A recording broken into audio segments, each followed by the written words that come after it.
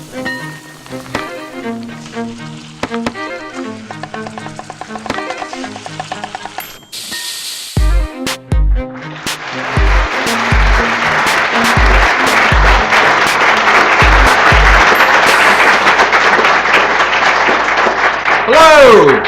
I'm Phill Jupitus and welcome to Dinner Party, the show that finds out just who makes your ideal dinner guest list and why. Joining me to explain their choices over a 3-course meal, I've invited singer-songwriter Kathryn Williams and Geordie comic Ross Noble. Thank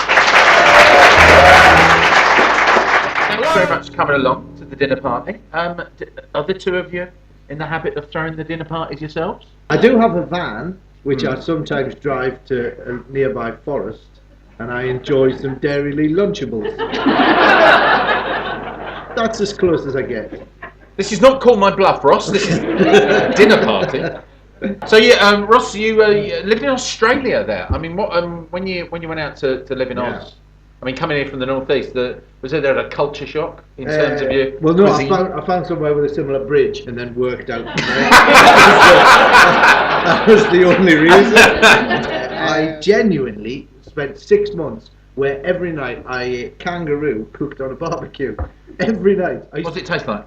A dolphin. Was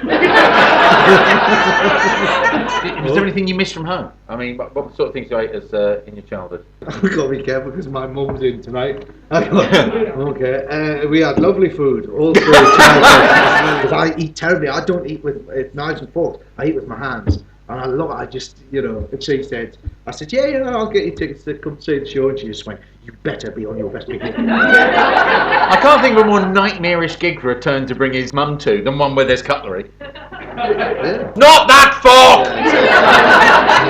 Right, so I have 3 spare seats at the dinner party. Over the course of the show, I want you both to suggest the best possible person you can think of who most deserves one of those seats. I want a suggestion each from the present day, one from the past, and one from the world of fiction. We don't do the show over rounds, we do it over courses, as you might imagine, delicious as that is. So before we discuss your first suggestions for our fantasy dinner party lineup, we need to bring out the starters. So, Andy the chef, could we have the starters, please?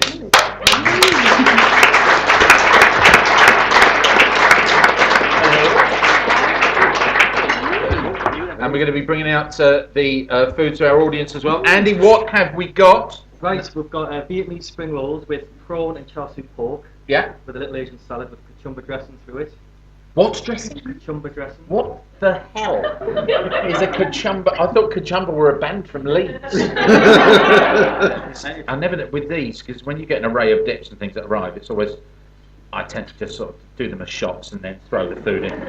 So just dip a little of it. So try the lovely spring roll here with a little of each of these, one at a time, yeah? Yeah, you can dump them in both if you like. Dump them in both. That's the kind of classy thing that we want Andy the chef. Just pour it over them and smash your face into it, which is what Ross is going to do. Andy the chef, let's hear it for Andy.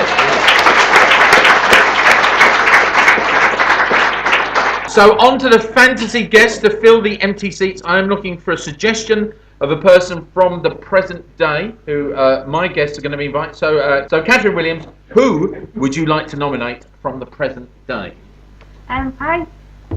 It was really hard doing the list because you don't just want to choose people that you love or that you admire. You kind of want someone to be able to sit next to. What are you laughing? That's what I've done. Go on.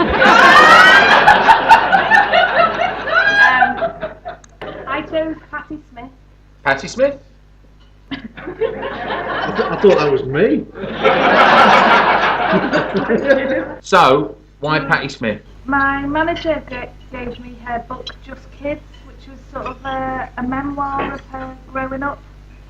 I absolutely loved it. I loved the way she wrote it. It was such a beautiful thing, and she sort of lived a really bohemian life, and she sort of did poetry. She was really into poetry, like Rambo and Phill, and I just find her really intriguing because she looks really cool and amazing, but like loads of that sort of rock and roll thing isn't about reading books and loving artists and sort of wanting to better yourself. Was she much of an influence on your own work as you were sort of growing up and coming through yourself? I'm just interested in people who make words exciting. I have to say, it's very rarely I'll do a gig and I get soy sauce on my questions. Now you know that's not true. A pig on a spit under there. So here we go. Here's some Patti Smith questions. Which Frenchman was a huge influence on Patti Smith? Rambo. Arthur Rimbaud, for those of you that were thinking, why does she like Sylvester Stallone? Arthur Rimbaud, the French poet. It would have been great though if the Stallone character, rather than being called John Rambo, had been called Arthur Rambo. Oh no, Arthur's at it again. Oh no, it's just... Beryl, where's me exploding arrows? Oh no, I'm going to punch Brian Dennehy in the face. Now, what I'm going to ask, the question, this is a bit of a question, as you can't see it, but we do have a roaring fire in our sumptuous dining area. If we were going to throw the Patti Smith work on the fire to keep the fire going, you could keep one thing from Patti Smith's canon of work, what would you say? Her book, Just Kids. The book! Wow. Doesn't say a lot for the music, does it? There we are, ladies and gentlemen. That's Patti Smith covered. So we've heard about Kathryn's choice. Mr. Ross Noble, yes. Your nomination for a living dinner party guest is James Cameron. film director James Cameron, ladies and gentlemen. There he is. Yeah. And that's the actual size of his head. Yeah.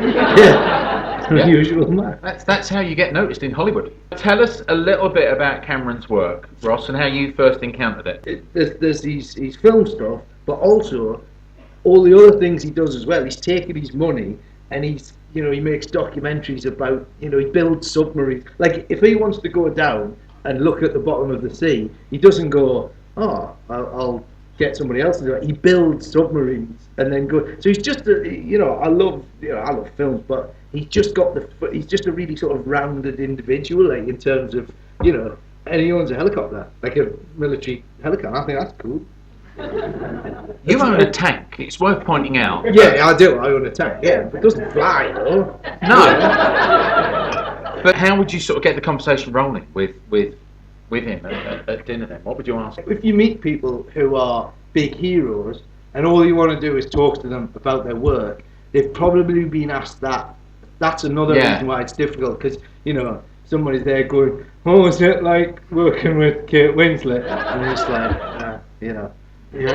I think you've got to be careful, Like, I met Terry Gilliam, and he, I went up to him and I had a Fear and Loathing in Las Vegas script.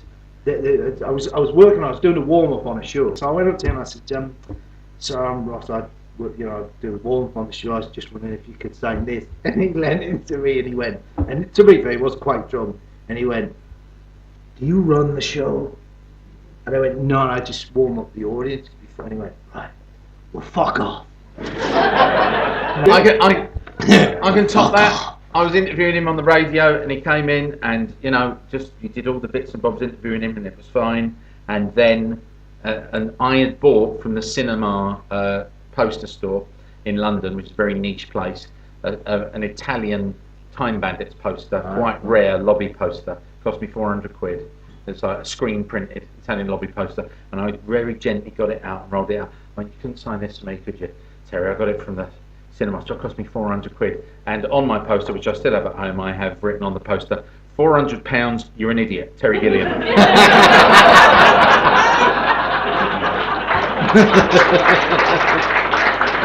So, Ross Noble, your James Cameron questions are: how did he plumb new debts in 2012? Oh, was that the deep sea thing that he did? The Marianas Trench. Oh, yeah. And what did Cameron find on the bottom of the ocean? Was it the necklace the old woman dropped into? Sir, it was not. His dive resulted in finds of a new species of squidworm, sea cucumber, and a giant single-cell amoeba called Arnold. Sea cucumbers. What a great thing that is. It is, I know. Sat there with two of them on your face. Kathryn, are you much of a fan? But no, I don't think I would want to sit next to him. Because isn't his wife, or his ex-wife, Cathryn Bigelow used to yeah, be married to. and Yeah. she's kick-ass and brilliant, and she thinks he's a dick, so I'd sit next to her. I think that's a very, very good card to play at this point, with the amount of lasses in the room. We've got an audience vote now, as you can see, the yellow ketchup dispenser, Right, yeah. the yellow rather mustard dispenser in front of Kathryn, the red for Ross. So if you would like, so what you have to do is, if you'd like Patti Smith, hold up your yellow card. If you would like James Cameron, hold up your red. So good Lord. Okay, our first dinner guest is going to be, ladies and gentlemen, Patti Smith.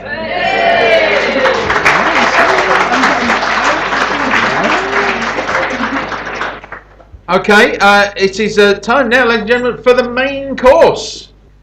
Look at that. What have we got in here, son? Bag of cells, cod, Cod. and then a tandoori sort of paste with yogurt and cream in it. We've got a tandoori cod heading your way, ladies and gentlemen. Lovely, you pop your bag and you get the woof. Wow! Wow! Do you want to take that or shall I?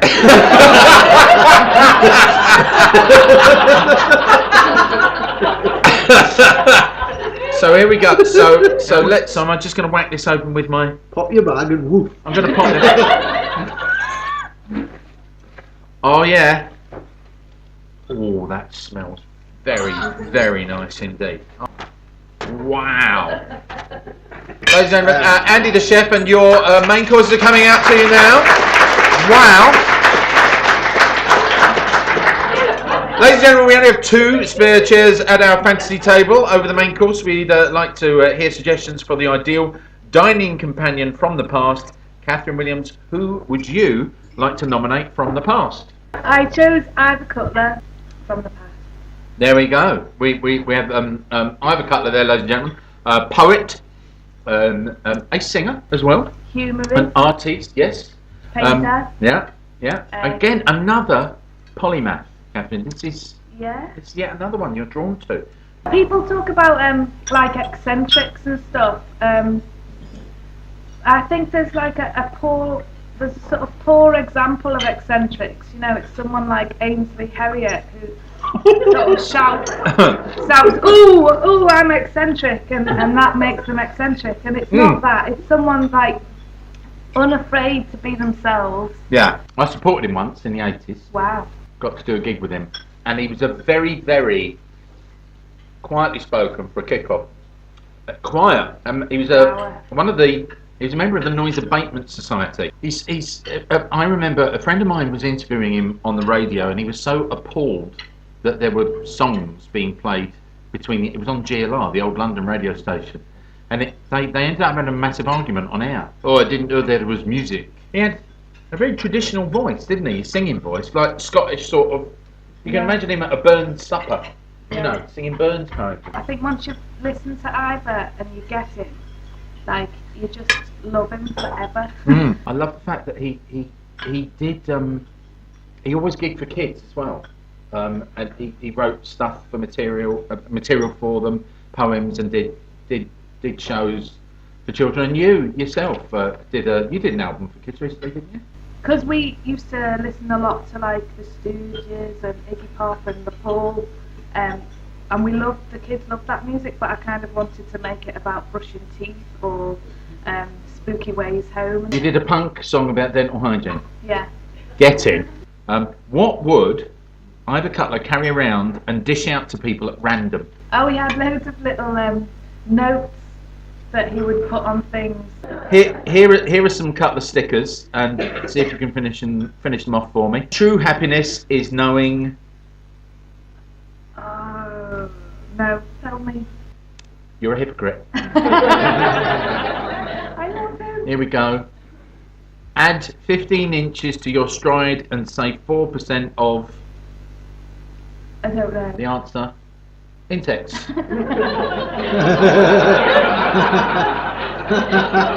It's maths, people. It's maths. And this is absolutely my favourite. It says to remove this label. Take it off. Yeah. There you go. There you go. Kathryn's nomination was the folk musician Ivor Cutler. Your dear departed guest, Mr. Ross Noble, is Charlie Chaplin.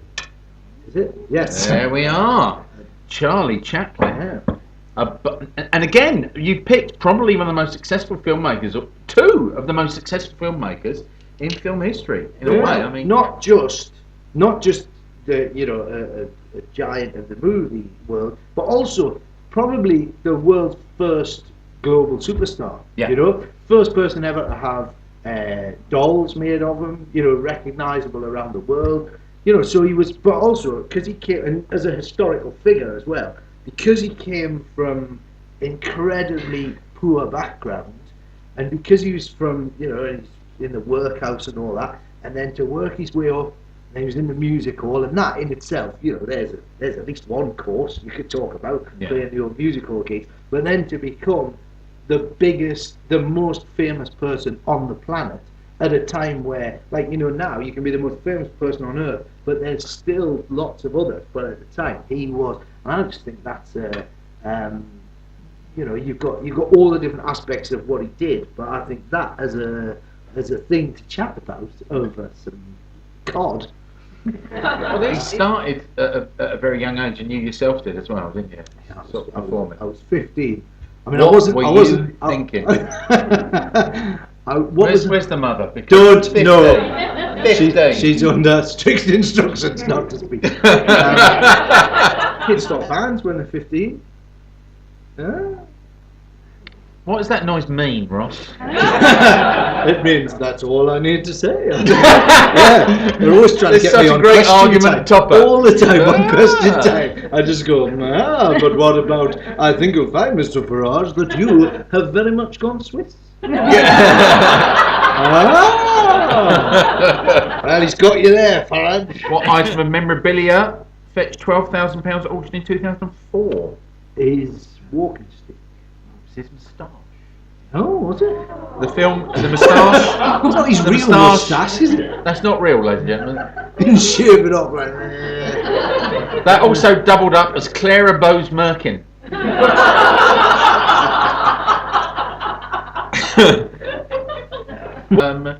You've got Ivor Cutler, legend, poet, It's musician. a shame. It's a shame. You've got Charlie They Chaplin could there. be together. They That could, would be because the really thing nice. is, though, that he would be silent and he'd like it. Yeah.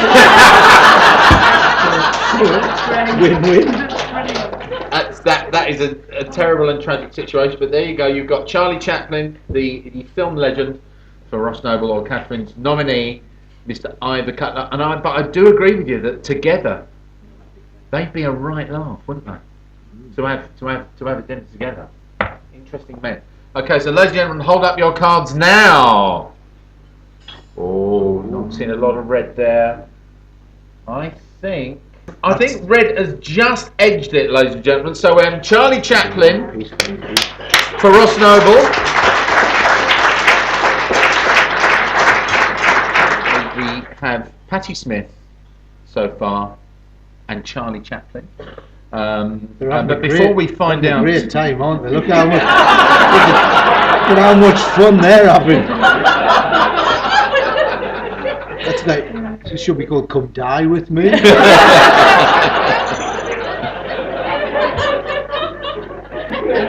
But before we find out who's going to be joining them as our third dinner guest, let's bring out the desserts. Please welcome back Chef Andy.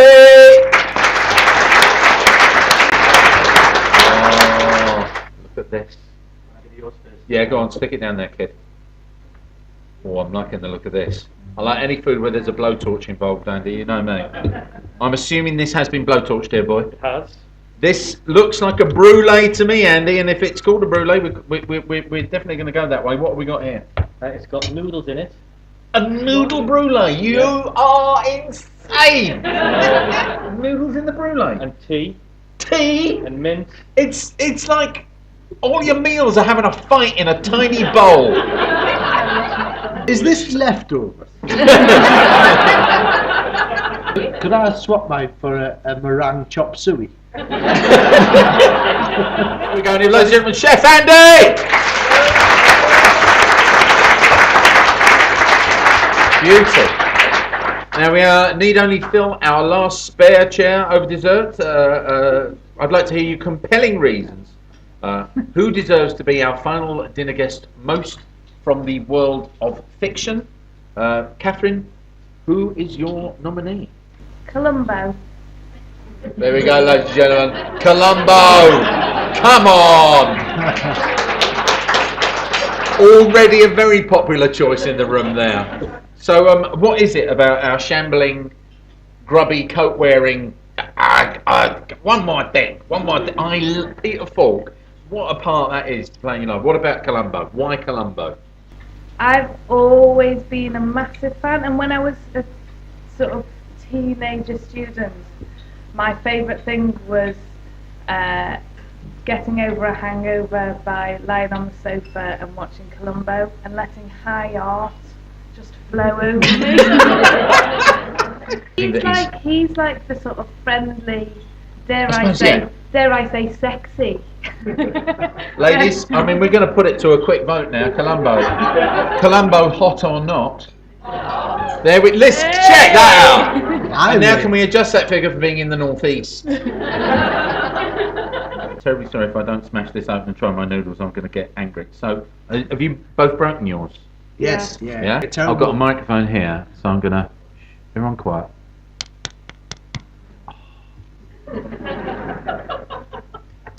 I swear I'm becoming sexually aroused.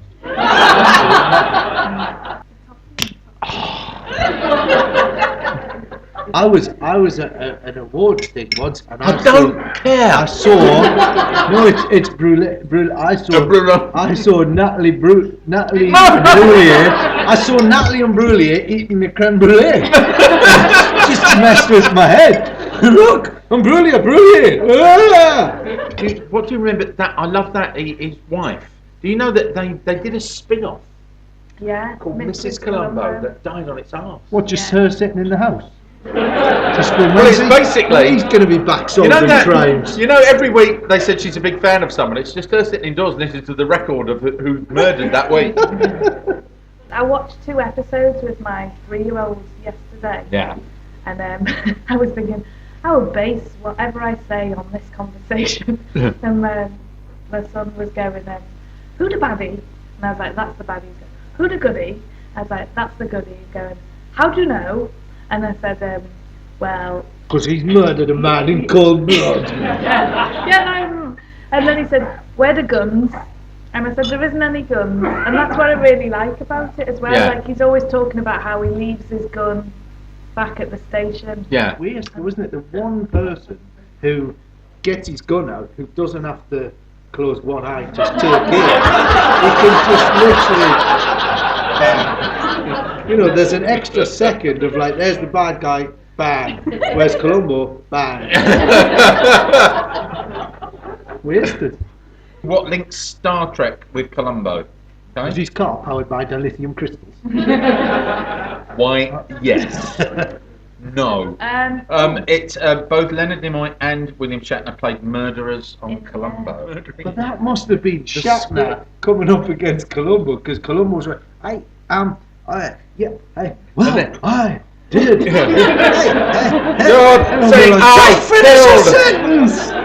Was Peter Falk's glass eye? We've established he had a real glass eye. This was addressed in an episode when Columbo asked someone to join his investigation, saying, and Columbo's line in the episode was, 3 eyes are better than 1. So that is Kathryn's choice. Peter Falk. Who is your character, Mr. Ross Noble? My fictional character is Doctor Who. Doctor Who! There we go. Oh, we've got the new one as well. And we've got the new one. We're bang up to date there. With Peter Capaldi, who is... with an old sonic screwdriver, that's all. Indeed.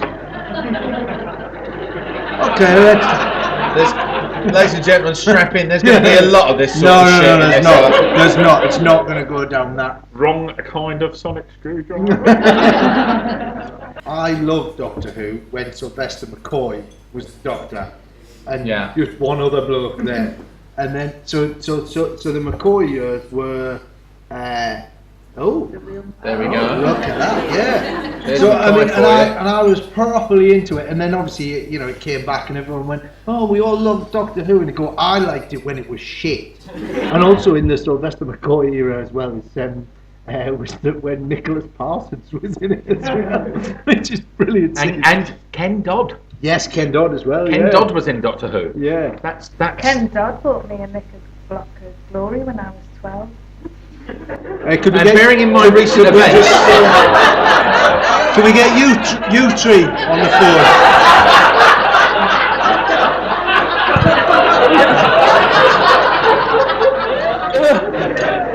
seriously, I've got a friend of mine in Southend, and she went to a Top of the Pops recording in 1974, and this all happened. It all blew up in the papers, and she went, and she was like, stony faced. I'm like, what?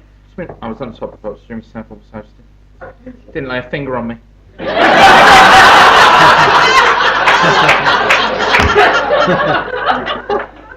Would you accept the mantle if they said the doctor? The trouble with that is it's got too big now. It's just got. It's like playing Hamlet, isn't it? No,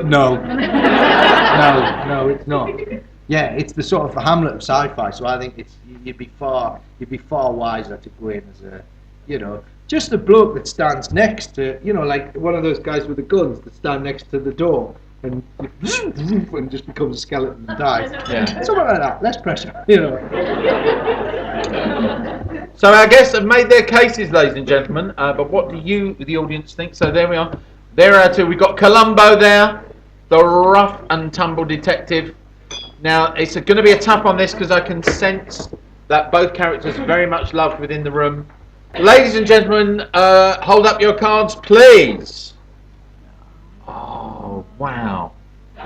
So, ladies and gentlemen, by the narrowest of margins, our final guest is Doctor Who, which means that this week's dinner party winner is Ross Noble!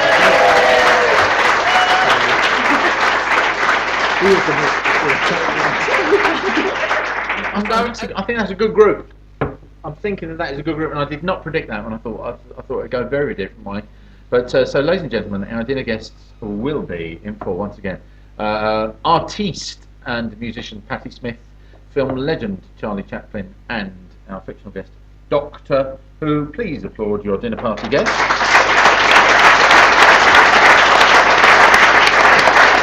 Now, no dinner party is complete without music. Ross, as you've won this week, what is your perfect dinner party music? I would like the, do you know the popular tune, the Lincolnshire Poacher? Yes! Just have that playing. Have that on a loop in the background? Just on a loop. Yeah. Patty can jam along with it, and then Sylvester can play the spoons. So while myself and Mr. Ross Noble retire to the drawing room to enjoy the Lincolnshire Poacher, I'm afraid, sadly, Kathryn has to go out to the kitchen and do the dishes. Thank you very much for watching Dinner Party, and good night.